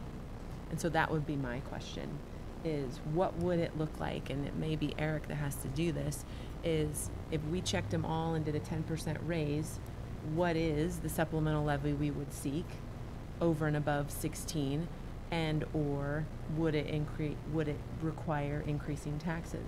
Because I don't think without knowing that, we don't even have any sense of what we would be asking for if we wanted it all. And then if that's just pie in the sky and impossible, when you get those numbers back, then I think the hard conversation happens of, okay, where are the priorities? Is it teacher salaries? Is it in some of these other mental health areas after you get clarity on the budget? And you dial it in. Okay, this is the need. This is what we want to ask for. And this is what the cost would be. And so I guess I'd like some scenarios ran, and I don't want to be the only one giving input on the scenarios other than all of it to start with. Maybe, maybe just teacher salaries on the far end of it, and where's a mix in the middle of some ideas. That's my thought on what would help me going forward to decide what we're going to look for, ask for.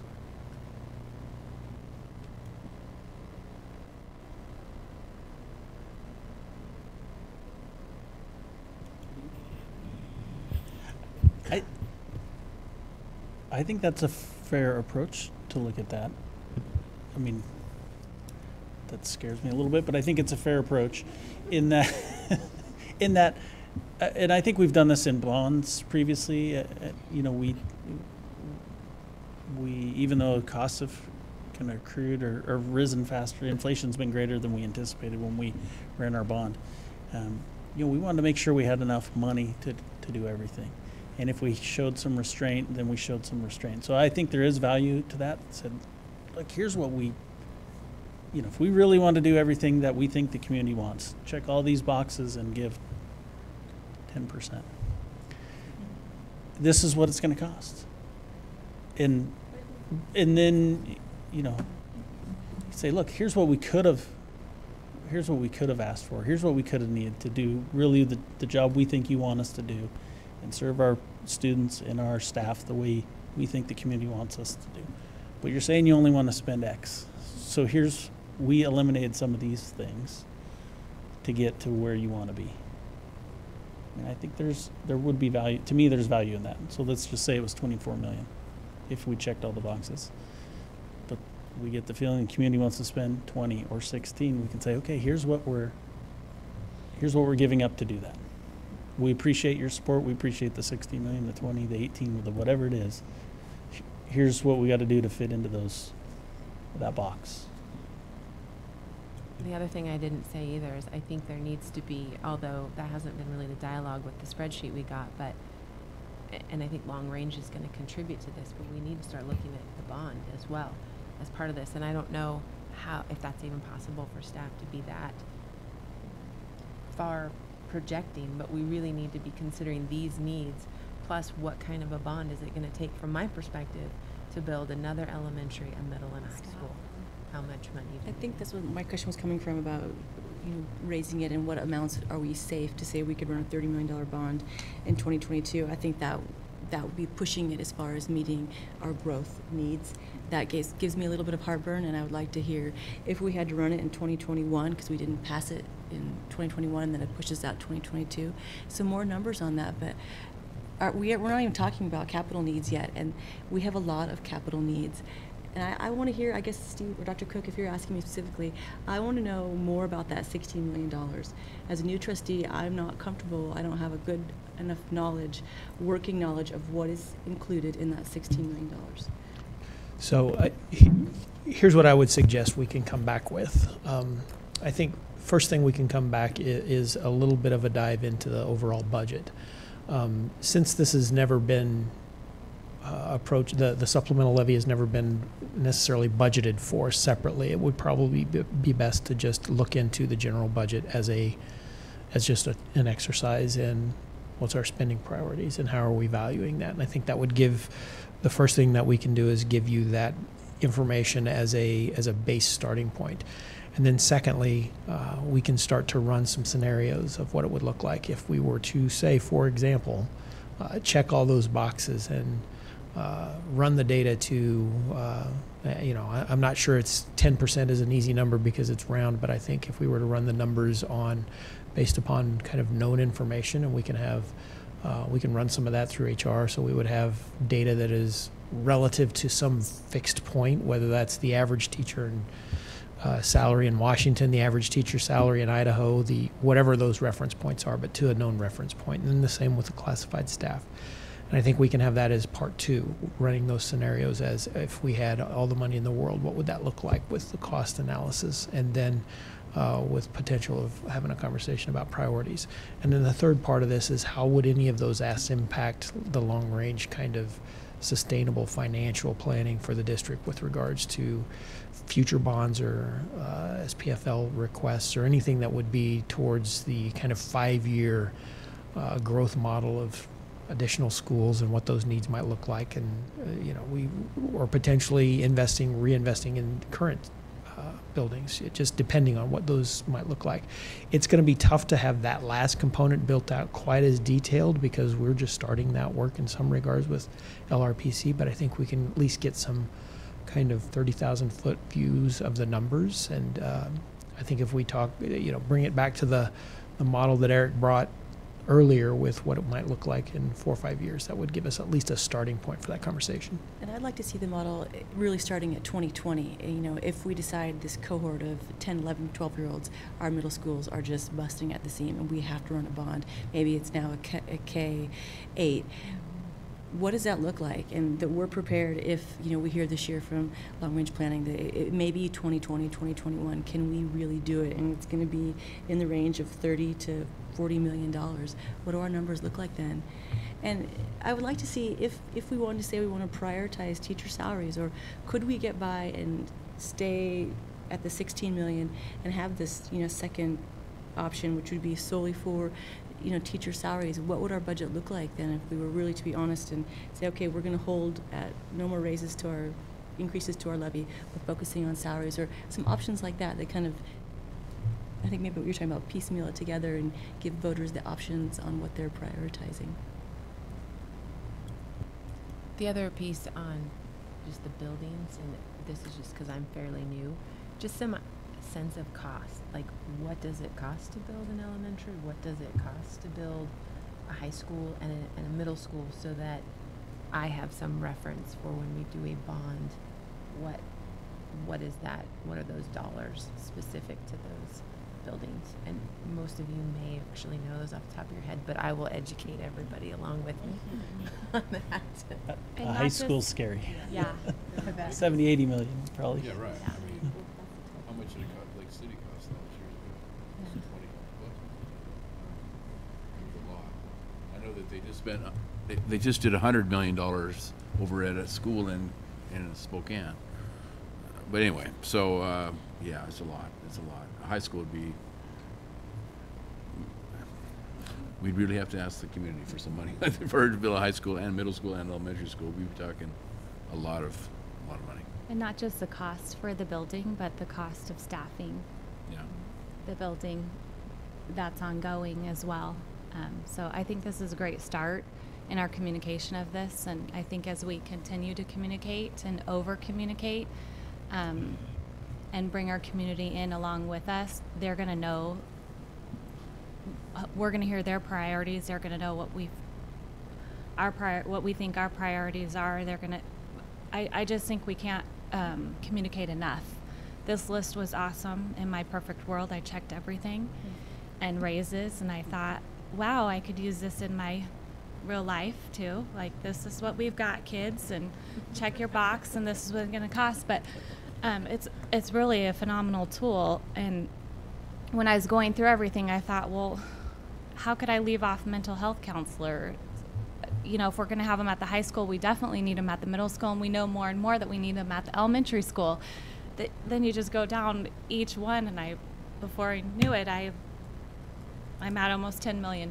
So anyways, it's not a perfect world, and sadly we have to pick and choose. But I think if we're open with the community and we're listening and we're inviting them in the conversation and showing them this is what it looks like, this is what the supplement has been providing all of these years, and what it would look like if we didn't have it, and I like keeping it that, and then I like showing the additional $4 million, or, you know, whatever it is that we're asking, to also say, you know, what do you think? Is this a value to you? The mental health counselor, adding an additional SRO, which we know is needed at the elementary. We have one that covers, you know. So anyways, I just think we can't communicate enough. So thank you so much for this. This was eye-opening, because I never took off any of the boxes, but I did fiddle with the raises and stuff, so, because I know that's important. But it makes me nervous, because like Lisa said, every 2 years, you know, when we're using that money for people, we want those people. We don't just want them for 2 years. We want them to continue. We don't want to have to rely on that. So that's just my 2 cents. Just remember, but besides the amount question, we also at some point will have to address the question: Are we going to continue on a 2-year cycle, or do we want to seek a permanency? My made-up word. So, you know, that's a question we'll have to address at some point, and maybe depending on how we're doing it. And I guess just for purposes of first blush for me, I have a hard time thinking of making it permanent, knowing we lose the urban renewal. Maybe after that drops, and was it 2021? It might be something to look more seriously at. But I would be really concerned about dropping that out and raising then our non-urban renewal individuals' taxes over that. So that's my initial commentary. Eric, you have a comment on that? Yeah, Mr. Chairman, I understand urban renewal can be a little bit political discussion. I think that if the idea of the permanent is valid to this board, and the idea that the urban renewal piece of this throws a monkey wrench in it, I think you can resolve that in other ways. Through an agreement with the urban, I've seen this with other districts. They've got an agreement with the urban renewal agency to rebate back the dollars, so that rather than this, you know, you still get the dollars that you expect, and the urban renewal doesn't, and the urban renewal dollars that they get then gets rebated back to the district. So you could, now, you'd have to have a memorandum of understanding or something. You know, the legal folks would have to figure that all out. But I think there is some precedent for that, where we've seen that you can paper over that, or you can just go to the legislature and ask them to change the law. Yeah, I wonder if I'm staying. I think it was. Yeah. That would never happen. That was what Alan Dornfest suggested today, that he thinks that it just wasn't, you know, as I talked about last meeting, these permanent supplemental levies aren't happening in very many places. There's only 5 districts in the state right now that have a permanent supplemental levy, with 2 of them being charter districts that their permanent supplemental was created at the time of their charter. So it just hasn't been much of an issue. And one of them doesn't have urban renewal at all. But I think that, as I said, I think we're going to start to see this come up more and more, because so many more districts are relying on their supplemental levy to this 20% extent. So it may well be something that could be a correction that would easily carry through the legislature in the spring. I think that you just sell it as a technical correction, and, you know, lots of the legislature wants to curb urban renewal, so certainly a possibility there. For some success, I'd say. I think the permanent also makes me a little bit nervous, but I think we need to include it in our discussion with the community, you know, as well as showing, you know, how did we get to that point where we can ask for a permanent supplemental levy. I'd like to have a permanent, frankly, so we don't have to go through the same agony every 2 years, you know, frankly. And we might hear that from the community as well. You know, as long as it's a reasonable amount, I would be in favor of it. Yeah, to me, there's a lot of value to the permanent levy. I think there's a lot of question when we run these every 2 years. There's certainly a percentage of the population think we're adding another 16 million. Not that we're renewing something. They just, wow, you're asking again. So I think there's some value to it if the community supports it. I think it probably simplifies your bond planning a little bit, because you're not saying, oh, geez, we've got that M&O levy coming up in 2 years or next year or whatever. So I think there's a lot of value in it to me. Just to simplify the work we've asked Dr. Cook and team to do, is there interest in reducing the M&O? Do we want to see that as an option, or do we want to see it as or are we looking at, okay, we're 16 million and maybe some options above that?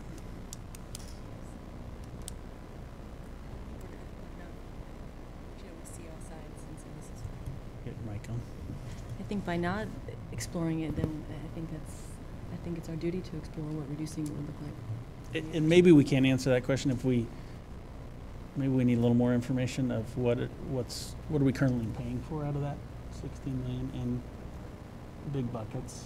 I don't think we're talking pennies, right? But we're large concepts. How's that money being spent? Yeah, so we can run some things like what it would look like to reduce the M&O by kind of the equivalent numbers that we've potentially projected it as an increase, you know, maybe a $2 million decrease, what a $4 million decrease would look like and what that would do budgetarily. I think, so I just want to make sure I've got this straight. So we want a full budget presentation with here's what we're spending currently in the district for roughly $78 million. Here's kind of how you could potentially, at least theoretically, since it's not actually budgeted this way, here's how we could say that the $16 million in the supplemental budget are currently kind of earmarked. Here's what it would look like if we were reducing it by $2 million or $4 million. Here's what it would look like if we increased it based upon proposed needs, all the way up to whatever, 9 or 10 million, and then tying together some sort of, and here's how that might have impact over time with any capital asset requests or additions we might have in the next 2 or 3 years. I want to make sure I clarify with Danielle. So if we're talking about just getting numbers on reducing our levy, I see that we're at 20.33%. If we fall below the 20%, are we then ineligible for, would we have to sit out an entire additional 6-year stretch? So we really only can drop it by 30.32. We can't drop it then. If you want to keep that. If we If want you want to to keep As an the option. possibility of a permanent supplemental levy, you would need to keep it over that 20%. it does have to be consecutive 6 years? Yes, 7. 7? Yes. And it's, you got to take into consideration the state funding too. So if you took it right to the penny and then state funding increased next year, you would go under the next year. You would fall under 20%. So I just want to clarify on this. My my percentage is probably a bit higher because when I took the budgeted expenditures off of our approved school district budget, that includes contingency reserve, which we generally don't spend. So it's not that close to the wire if we're going off of expenditures, but it is something to keep in mind if this is something that we decide not to move forward on this year, that you know, if we do have a big increase in expenditures, perhaps from additional state revenues, we would want to keep an eye on it because we would be ineligible at that point.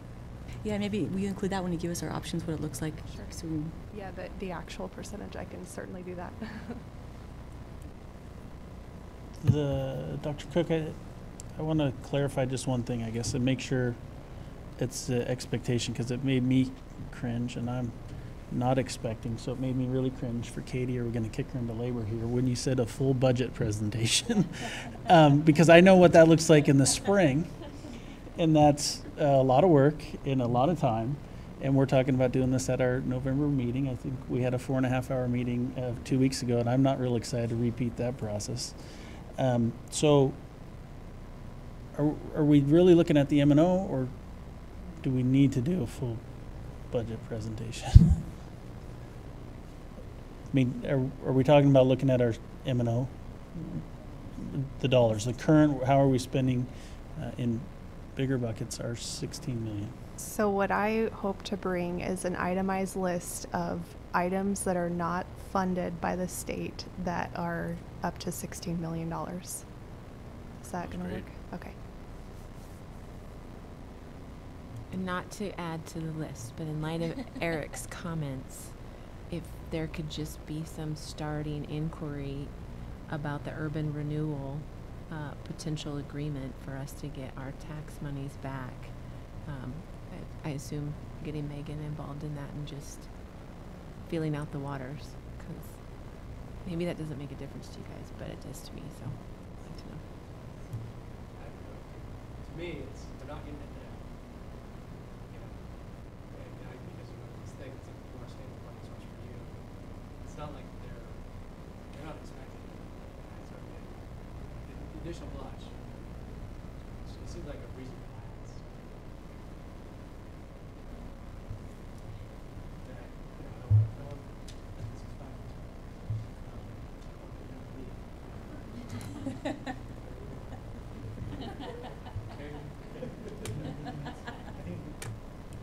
Okay, well, I think that was a good conversation.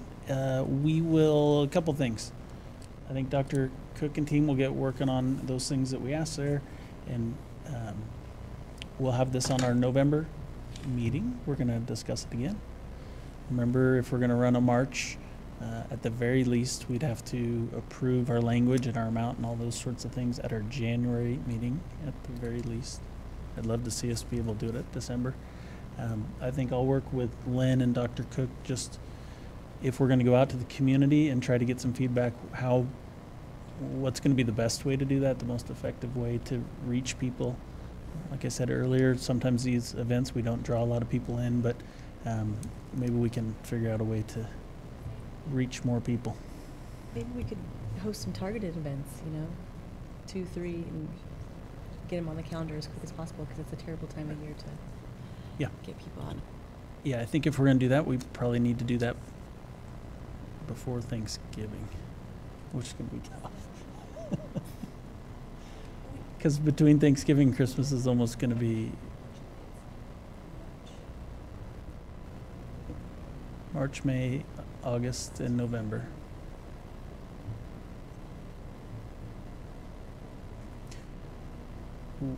You do have May. The theory most districts use is run in March, because if it doesn't pass, you have time to regroup and run in May again. If you wait till May and it didn't pass, you've got to make $16 million in corrections, and you're not going to know until the week before you start school if you ran in August again and it passed.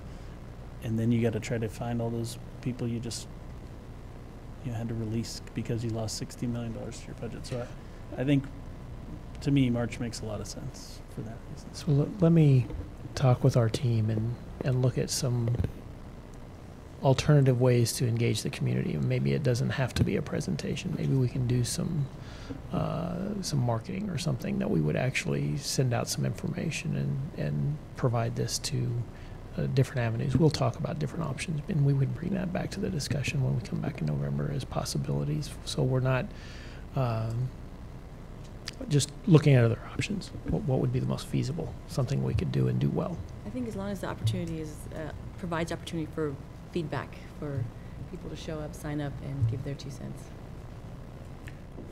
I think the best we ever did at getting feedback from people was a survey around cell phones. I think we had like 1,600 people do that. So maybe we could tag a couple cell phone questions in there, run a survey, and we'll get lots of input. All right. With that, why don't we get out of here? And thank you all. Meeting adjourned.